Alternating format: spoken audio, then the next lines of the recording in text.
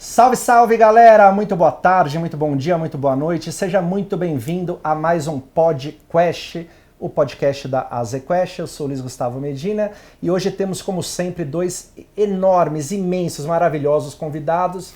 Na ponta direita, o príncipe do condado, Alexandre Silvério, o CIO da AZQuest, o cara que define aonde cada centavo da sua poupança vai ser investido. E muito mais importante, muito mais histórico do que Alexandre Silvério é quem está aqui mais perto, entre nós dois. Acho que a mulher, né, Silvério, que quando chegou ali falou: isso aqui é tudo mato, né? Ela é uma das primeiras mulheres que cravou a bandeira ali, falou: me deem um cargo, me deem uma posição que eu sei fazer isso aqui.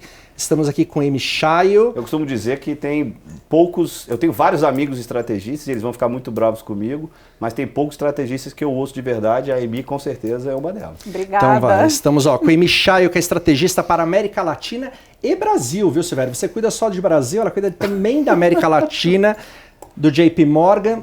E se estamos com uma estrategista aqui, nós queremos saber sobre estratégias, né? Não falaremos de futebol, de bicicleta, se temos uma estrategista. Mas eu sei falar de futebol também, viu? Aguardemos isso para o final, porque a gente quer saber, Amy, o que o JP Morgan, o que vocês estão enxergando para 2020, nesse ano que parece que só temos arco-íris, céu estrelado e piscina azulzinha para nadarmos? É, mais ou menos, né? A gente realmente tem um cenário melhor para a economia global. Para o Brasil, uma continuação do que a gente viu em 2019, mas não é tudo uma piscina azul, porque a gente já teve 2 incidentes geopolíticos no início desse ano, né? O primeiro... Teve férias esse ano já? Não. Porque 15 dias de janeiro já aconteceu, já teve tudo, já né? teve bastante coisa. Né? Já está tendo o início dessa epidemia na China e já teve a questão do Irã. A gente não sabe ainda como mesurar, né, medir bem os impactos disso, mas de fato a gente tem um cenário muito bom, tanto para o mundo de equities em geral, na nossa estratégia global. A gente prefere renda variável no mundo como um todo, a todos os outros asset classes, né, todas as outras instrumentos, e dentro da nossa visão de mundo global, a gente está preferindo hoje em dia mercados emergentes a mercados desenvolvidos. Por quê? A gente acredita que o crescimento relativo de mercados emergentes em relação aos desenvolvidos vai se acelerar, que é o contrário do que aconteceu em 2019, que a gente começou mais ou menos com um crescimento sincronizado, e à medida que foi piorando os headlines sobre a guerra comercial entre Estados Unidos e China, mercados emergentes colapsou, e os Estados Unidos ficou ali com aquele excepcionalismo. Então a gente acredita que mercados emergentes dão uma melhorada. É hoje nosso principal call em termos globais para renda variável, e como não poderia deixar de ser, dentro de mercados emergentes, o Brasil é um overweight, é uma recomendação bastante forte que a gente tem hoje. Ô Silvério, esse cenário que a Amy descreveu, ele obviamente não é 100% consensual, mas na parte que interessa, países que merecem mais atenção, classe de ativos que merecem mais atenção, também é a tua visão, né? Você também acha que é por aí, né? É por aí. Aqui, o nosso cenário da AZQuest não é muito diferente. Quando a gente olha para o mundo, a gente percebe claramente que a gente vai ter uma China que vai crescer um pouquinho abaixo, mas ainda num nível bastante adequado, perto de 6%, um pouquinho abaixo do ano passado. Os Estados Unidos vai crescer menos que o ano passado, mas ainda assim é uma economia que vai crescer perto de 2%, 1,8% é a nossa previsão. A gente acabou de ter a reunião essa semana lá de Davos, né? E foi muito discutida a questão do crescimento global. O Brasil foi um dos poucos países que teve crescimento revisado para cima, pelo FMI, indicando para o FMI, o que mostra, eu acho, um pouco essa visão que a Amy acabou de colocar, de que tanto o Brasil, mas acho que países emergentes como um todo, estão mais bem posicionados para capturar aí esse crescimento e para ter uma valorização de ativos ao longo de 2020. Eu converso bastante com os outros gestores, como todo mundo sabe, a AZQuest faz parte do grupo Azimut, né, que é um grupo italiano, a maior gestora independente da Itália, e eu converso, apesar de eu ser responsável pelo Brasil, eu converso com todos, e hoje o pessoal da Azimut da Itália é meio maluco, me deu um papel de coordenar o comitê de Emerging Markets. Então a gente tem toda segunda-feira de manhã um call em que o pessoal da Ásia, que inclui China e a parte ex-Japan da Ásia, né, que é mais Emerging Markets, Singapura, Hong Kong, Taiwan, O pessoal de MENA, como a gente chama, né, que é Middle East, né, que é ali o Oriente Médio, a gente tem escritório no Egito e nos Emirados Árabes, e toda a parte da América Latina, que fica com minha responsabilidade aqui em São Paulo. E assim, o nosso consenso é muito claro sobre isso. Já a turma da Azimuth, que vê mais países desenvolvidos, eles têm mais dificuldades de ver esse dinamismo que a gente está vendo nos nossos países. Então, assim, acho que esse é um consenso não só no JP Morgan, é a nossa visão interna aqui do cenário macro da nossa equipe de gestão na ZQuest, mas também está muito corroborado porque eu estou vendo nas outras gestoras do Grupo Azimuth ao redor do mundo. A sua ascensão, desde que a gente se conheceu, é infinita. Não, né? desde que a gente começou o podcast, desde que você me intitulou Príncipe do Condado. Isso mudou minha vida, sendo incrível. Ô, Emi, tem uma coisa que eu queria tentar dividir, se é que é possível dividir, que é o seguinte. É óbvio que o Brasil vai ter um ano melhor em 2020 do que teve em 19 e talvez 20 e 21 sejam melhores do que foi 18 e 19. Porém, o mercado, em especial você falou o mercado de ações, ele já vem esperando esse crescimento desde meio de 16 ali, né? 17 ia vir o crescimento, não veio, em 18 ia vir, em 19 ia vir, agora 20 vem.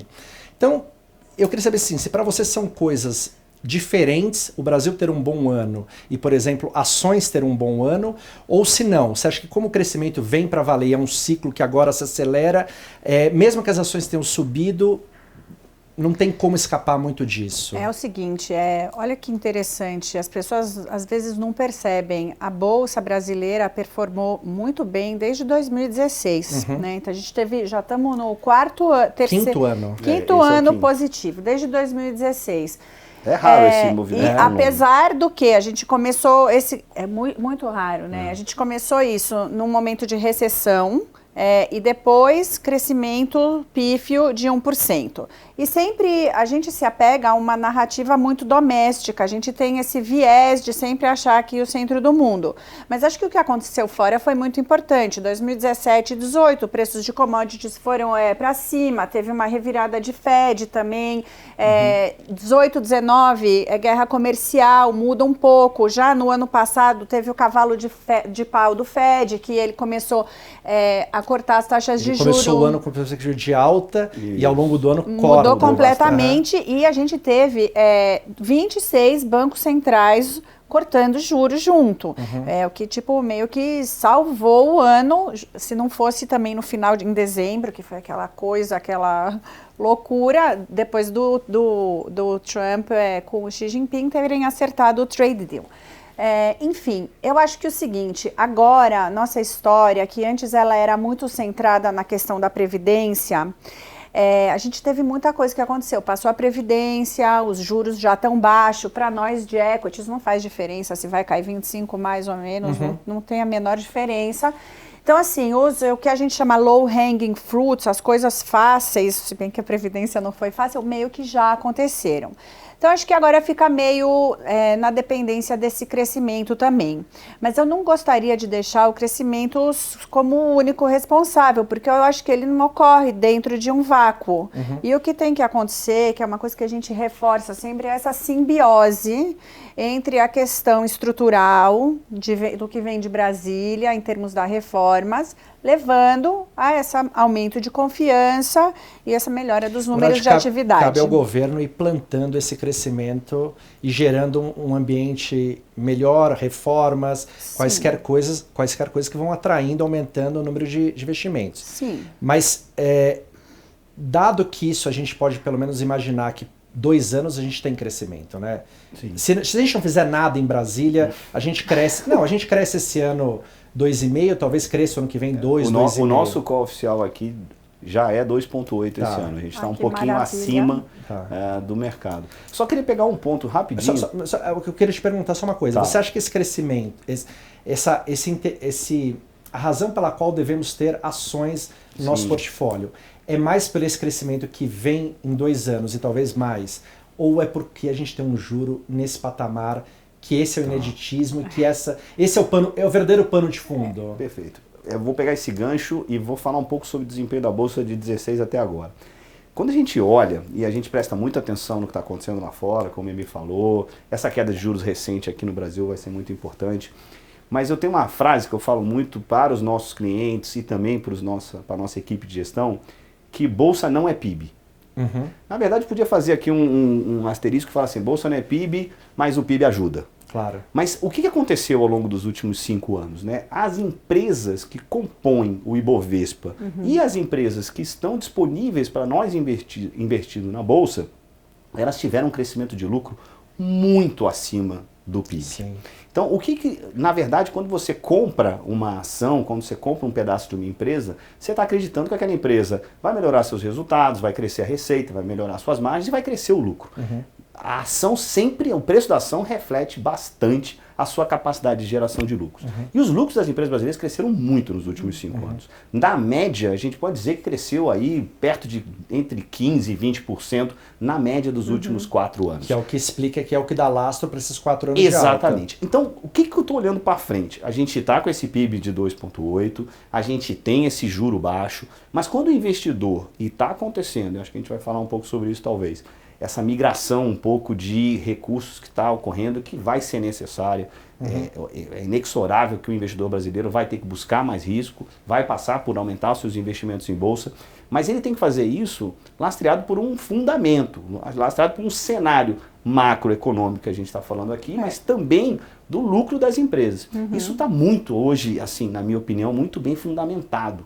A gente tem uma situação hoje, eu costumo falar, quase que única, uma combinação de um cenário macro muito favorável, do início de uma recuperação cíclica que vai durar alguns anos, na minha opinião, com um juro muito baixo, e as empresas já muito bem com a sua casa arrumada, ou seja, com margens muito boas, ainda com capacidade ociosa, com capacidade de crescer os seus resultados sem necessitar muito de investimentos. Então, assim, a gente vai continuar com esse cenário dos últimos 4 anos. É um tripé, né? Então Exato. É um tripé, um grande tripé que tá funcionando. Que está funcionando. E os lucros das companhias vão continuar crescendo mais do que o PIB. E é por isso que eu acho que a Bolsa vai continuar subindo bastante ao longo desse ano. Agora, se você, que é o príncipe, mas não é o cara mais inteligente do mundo, acha isso, por que os gringos, não entram aqui, se aqui a gente tem esse tripé que o Silvério descreveu, se em outros lugares você não tem esse tripé, às vezes você tem 1 ou 2 fatores, onde é que está esse dinheiro que só sai? Tá, então vamos colocar dentro de um contexto de novo de mercados emergentes, né? Começar lá e depois trazer para cá. No ano passado, quando a gente começou aquela piora da guerra comercial, que realmente foi o fator principal, o ano passado foi delimitado pela guerra comercial e os bancos centrais cortando juros no mundo. O que aconteceu? A gente estava até abril do ano passado com fluxo positivo em emerging markets de mais ou menos 15 bilhões de dólares. E desde então saíram 30 bilhões, quer dizer, saiu 2 vezes mais do que entrou. A gente acaba o ano em negativo, fluxo negativo para emerging markets como um todo. Então eu não acho que o Brasil ele pode ser excluído nisso. Se a gente olha os números, o que saiu daqui é o relativo ao nosso peso no índice dentro dos mercados emergentes, tá? É importante dizer, como a gente sabe, que a Bolsa reforçou e os investidores também cobraram muito de nós, da turma de pesquisa, falar que se a gente olhar, ficou no 0 a 0, porque o investidor estrangeiro tirou muita grana do secundário, mas comprou as emissões. Então ficou igual. O que acontece? Eu acho que o investidor dedicado a emerging markets, e a gente tem dados que mostram isso, pesquisas e etc., ele tem uma posição de compra em Brasil.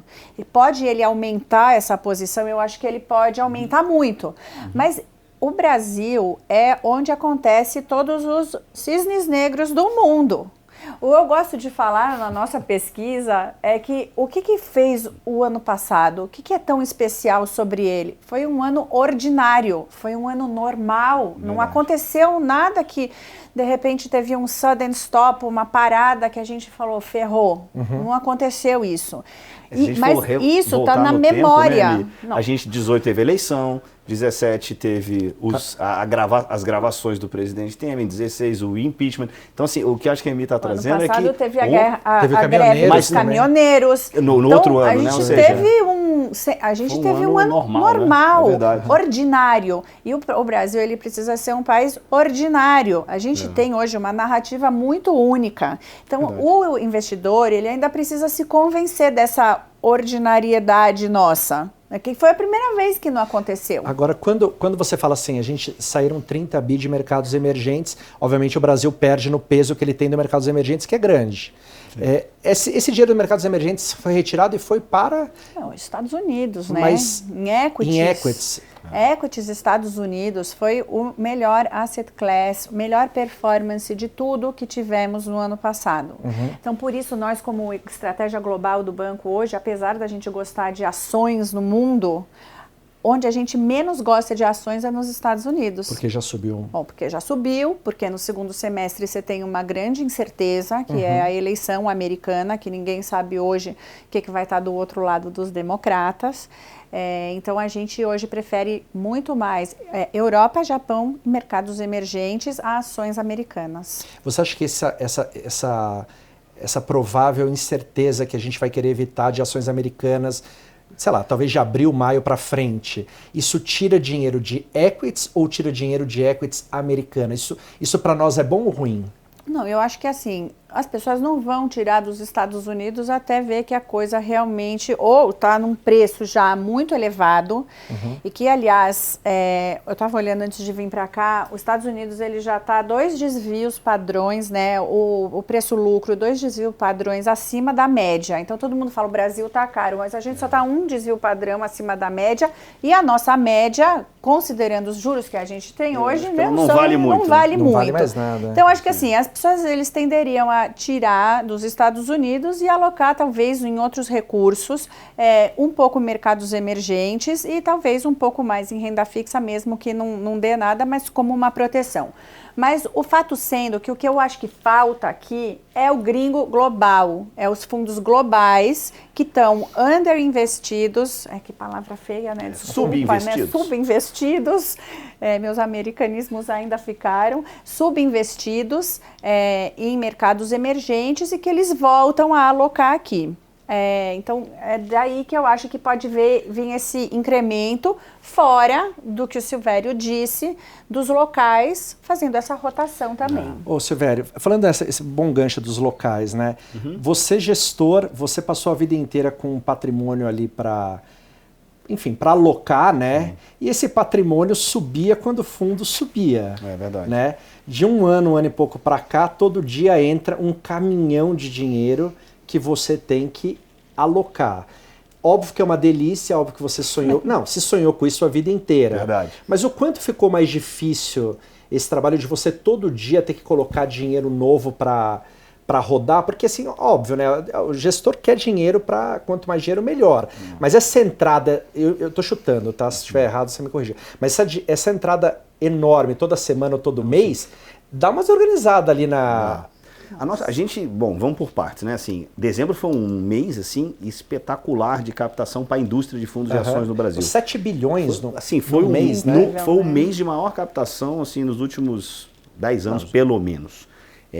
Ou seja, os gestores têm esse desafio que você colocou, né? E a gente aqui na ZQuest, a gente vem tratando desse assunto de algumas maneiras, né? Primeira maneira é com uma grande responsabilidade em relação ao fechamento dos nossos fundos, ou seja, quando a gente atinge um determinado PL, é o que você falou, a gente adoraria cada vez captar mais, mas não adianta a gente ter um fundo que é enorme e que a gente não consegue remunerar o nosso cotista, o nosso investidor, da mesma maneira com que a gente sempre teve de objetivo de rentabilidade para cada um dos produtos.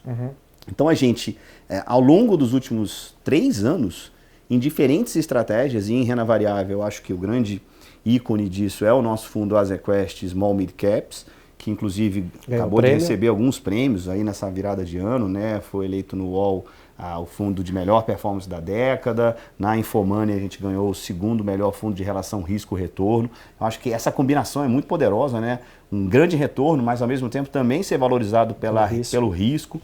Esse fundo está fechado já há mais de um ano. E a gente recebe muitos pedidos para novas aplicações e a gente não está aceitando novas aplicações exatamente para evitar a perda da qualidade da entrega do resultado. Ainda assim, a gente está captando. E o que isso impacta no nosso dia a dia? Claro que a Bolsa tem tido novas ofertas de ações. Assim, a gente tem gasto muito mais tempo olhando tanto ofertas de empresas novas que estão vindo ao mercado. Eu acho que 2020 vai ser um ano muito diferente dos últimos anos, porque o número de empresas novas para vir no mercado vai ser bem maior. Eu acho que umas 25 empresas, pelo menos nesse primeiro semestre, de empresas que não estão na Bolsa ainda, de vários setores. E me surpreende, porque não são apenas os setores que estão mais na moda, inclusive os setores que a gente gosta como varejo, consumo, mas vão vir empresas do setor elétrico, empresas até de celulose. Então, assim, as nossas opções de investimento estão aumentando. Que ainda são muito poucas, né? Ainda são poucas e o volume da Bolsa está aumentando aos poucos. Acho que, olhando do meu ponto de vista, esse movimento vai continuar, ou seja, a gente vai continuar tendo uma velocidade de captação maior do que o incremento, tanto do número de ações, bem como também do volume da Bolsa. E aí os gestores vão ter que ser bem cuidadosos nessa questão que eu coloquei, de não exagerar na captação, para não perder qualidade de entrega de resultado. Né? Eu não sei se você pode falar, mas como eu vou perguntar, você vai ter que responder alguma coisa. O ano passado os fundos de ações foram muito bem, né? Sim. Teve um grande... Qual foi o cavalo vencedor que vocês tinham? Ou a empresa ou o setor, não sei. A gente mantém essa ação e esse setor na nossa carteira para 2020. Foi o setor de varejo. O setor de varejo, sem dúvida alguma, foi um acerto muito grande. E eu acho que a ação que mais representou em termos de contribuição de performance, mas eu acho que, assim, mais do que isso, além da grande alta que essas ações tiveram, mas acho que ela representa um pouco a nossa tese, não só por trás do crescimento econômico, mas daquilo que eu coloquei já da mudança de perspectiva de lucro para as companhias, é a Magazine Luiza, que é uma empresa que, claro, vem se desenvolvendo ao longo dos últimos anos e entregando resultados assim incríveis, mas não só se beneficiando do crescimento da economia, porque o crescimento foi pequeno, como a gente falou aqui, mas ela vem crescendo a sua digitalização, a forma como ela se comunica com o seu cliente final. A Magazine Luiza virou um verbete no mercado financeiro. Né? Praticamente. Daqui a 30 anos, quando você estiver falando de uma ação, cara, isso aqui é a nova Magazine, né? Isso aqui pode ser a nova Magazine Luiza. E né? aí me perguntaram essa semana, se você tivesse que escolher uma ação para o ano de 2020. E é sempre muito difícil, né? Porque a gente tem fundos em que a gente tem 20, 25 ações, assim. Então é muito difícil escolher uma apenas, né? Mas eu repeti a minha aposta, assim, a gente continua tendo, dentro desse universo grande de ações de varejo que a gente gosta, a Magazine Luiza segue sendo a mais representativa dos nossos fundos. Acho que essa é a melhor resposta, né? É a maior posição que a gente tem. Isso depois de subir 35 mil vezes. Essa empresa era uma small caps há 5 anos atrás, né? Ela tinha menos de 3 bi de market cap, de valor de mercado, né? Hoje ela vale mais de 80 bi. Ou seja, uma empresa que se transformou internamente, repensou todo o seu negócio e isso está se refletindo. E eu olho para frente as iniciativas que ela está implementando. Ela fez uma captação grande de recursos no mercado no segundo semestre do ano passado. E eu acho assim, se a gente pudesse eleger uma empresa que vai ser uma grande vencedora desse processo de virar um app em que você realmente, ou uma Amazon brasileira, às vezes as previsões são perigosas. Mas assim, se tem uma empresa que está se preparando para isso, na minha opinião, é a Magalu. Ô, Imi, da lista de profissões difíceis nessa vida, encabeçadas por bombeiro, talvez policiais também, ser estrategista da América Latina está entre elas, né? Porque é uma região que praticamente acontece um evento por semana, países um pouco complicados, né? Tudo que a gente olha aqui ao nosso redor parece pior do que a gente já não é fácil. Qual é a sua visão da América Latina no ano passado, onde aconteceram pelo menos uns 10 grandes eventos aqui nas nossas bordas? Não, que é? Vou te falar que é triste, viu? Porque é o seguinte, hoje eu temo o dia que acontecer alguma coisa que a gente passe a não gostar do Brasil, porque eu não tenho uma outra opção na região. Eu não consigo ver um lugar hoje na região que seja grande o suficiente, número 1, né, que dê já liquidez, e 2, que tenha uma história, uma narrativa que seja interessante. Então, assim, espero que o Brasil continue performando para a gente ter nosso call. A Argentina não é grande o suficiente, ou é grande? Não é grande. Assim, a Argentina entrou no índice MSCI Emerging Markets, e aí ela colocou barreiras de capital, né? E então, agora ela provavelmente vai vir uma decisão do índice vai ser rebaixada. de tirar ela do índice. Mas Quer dizer, durou 6 meses, né? Mas a entrada dela. Excluímos a Argentina. No Chile a gente teve bastante confusão por lá, né? Não sei se é grande o suficiente, mas tivemos um ano tumultuado. Interessante o Chile, porque o que aconteceu... Logo 2 dias antes, e não tenho nenhum benefício, a gente estava vendo a economia chilena desacelerar e decidimos fazer um downgrade do Chile, era neutro na nossa carteira, a gente resolveu fazer underweight. E o relatório saiu na manhã dos protestos. E a gente foi punido. Tempo perfeito, perfect timing. A gente foi punido pelos jornais chilenos que realmente falaram como vocês podem fazer isso no Chile, no dia do protesto e etc. Mas lá a gente tinha o problema que é um mercado caro, ainda é um mercado caro, e segundo que as opções de empresa, elas ou são muito caras ou não tem crescimento. Então, o contrário desse crescimento de lucro que o Silvério estava falando, a gente não estava encontrando isso no Chile, né? Então, por exemplo, Magazine Luiza pode ter um múltiplo alto, mas a expectativa de lucro é enorme. Exato. E lá, ele estava com um múltiplo alto no Chile, sem a gente ver expectativa de lucro. Então, isso era uma coisa que prejudicava. No México, a gente está underweight desde, acho que abril ou maio do ano passado. É hoje talvez um caso que a gente pensa bastante se ele é neutro ou underweight, porque muita coisa já aconteceu. Hoje as pessoas esperam quase nada. Do México, né? Sobre o México. Então, assim, no news is good news. Então, assim, se ficar ali parado, sem eles anunciarem nada terrível...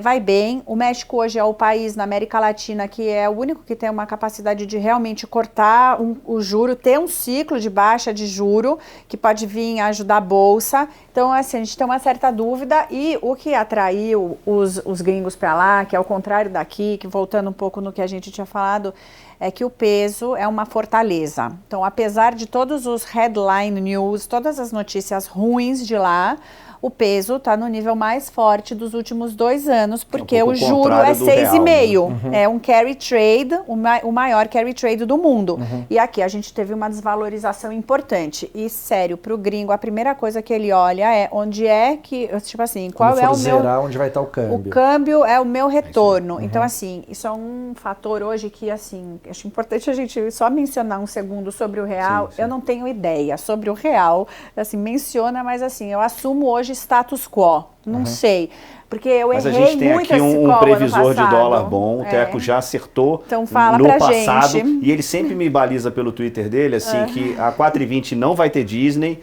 e abaixo de 4,10 volta a ter alguma chance de Disney. Na verdade, o vai ter Disney é só para informar as pessoas do dólar.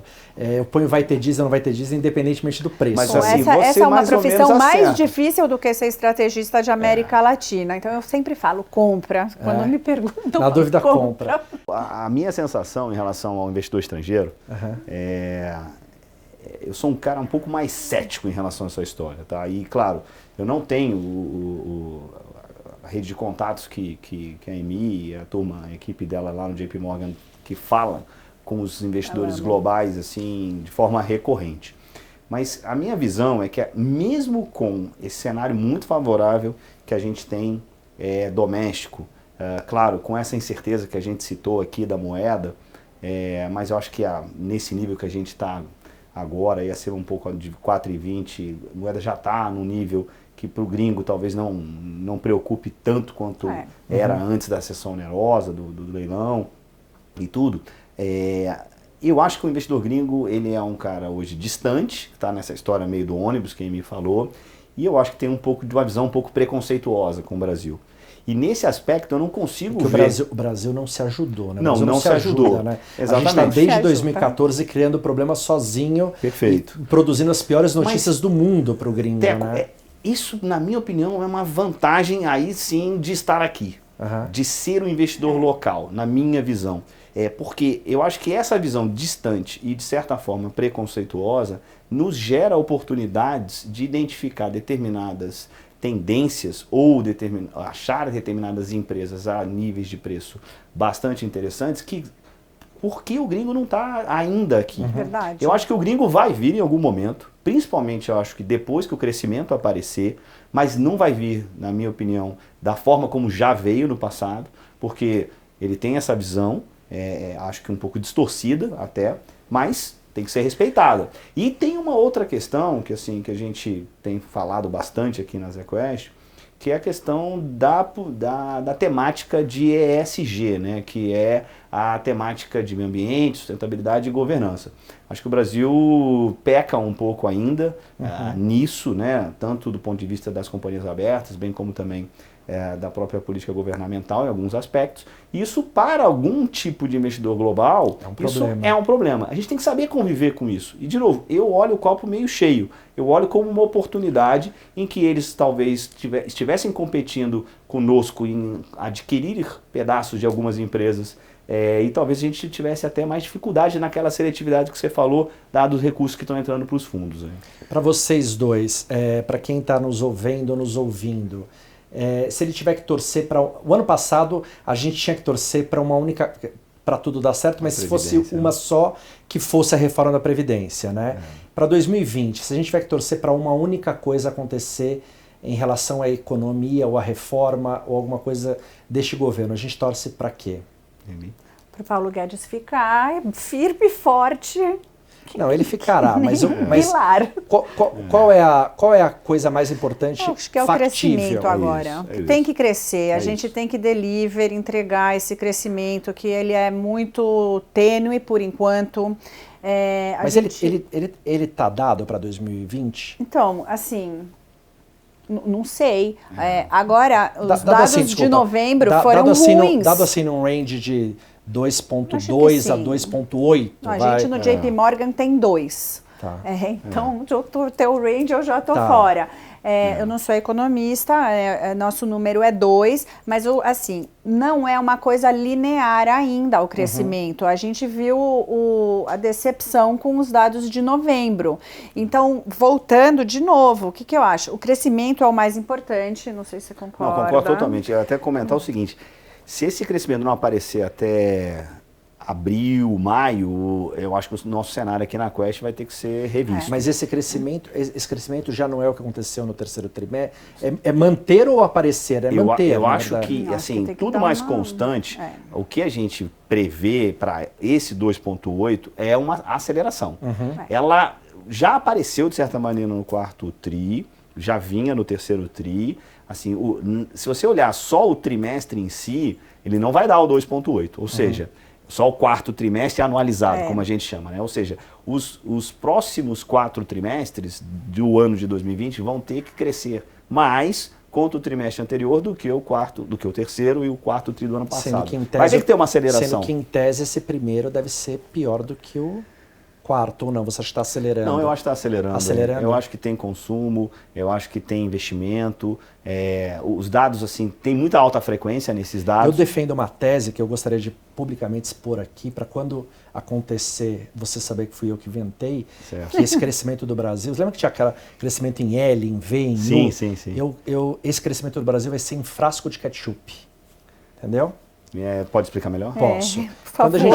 Quando a gente era moleque, o vidro de ketchup era de vidro. Certo. Você virar o ketchup, você fazia assim, não saía. Fazia assim, não saía. Batia, não saía. Quando você fazia assim, aí saía tudo. Saía tudo, entendeu? Entendi. Esse crescimento vai ser em frasco de ketchup. Vai ter um mês que vai ter produção industrial mais 1,5, serviço mais 0,9, inflação 0,8.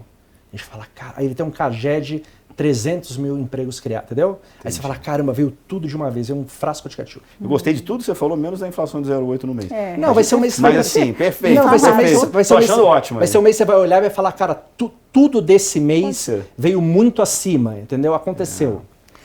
Por enquanto não é linear. Né? Essa aqui é a questão hoje que tipo, incomoda um pouco, que não é linear. Alguém tem certeza? Não. A gente já tradou essa expectativa maior do PIB um pouco, sim. A gente viu a Focus indo de 2 para 2,3, 8 semanas consecutivas de aumento na Focus teve. Então agora realmente tem que entregar isso aí. E junto com isso, uma revisão para cima dos lucros, que sempre é bom, né? Sempre ajuda. Muito bem, pessoal. Esse foi o podcast com a grande e inumerável Amy Shail e o príncipe do condado Alexandre Silvério. Se você gostou, manda para os amigos. Se você gostou, ouve os outros que a gente teve, né, Silvério? A gente fez com quem aqui já? Com Benchimol, a gente fez com Daniel Chaves, com Adeodato, a gente fez com o Dato. Então todo mês a gente vai fazer um bem bacana. E com o Carlos André também. Para você, com o Carlos André também.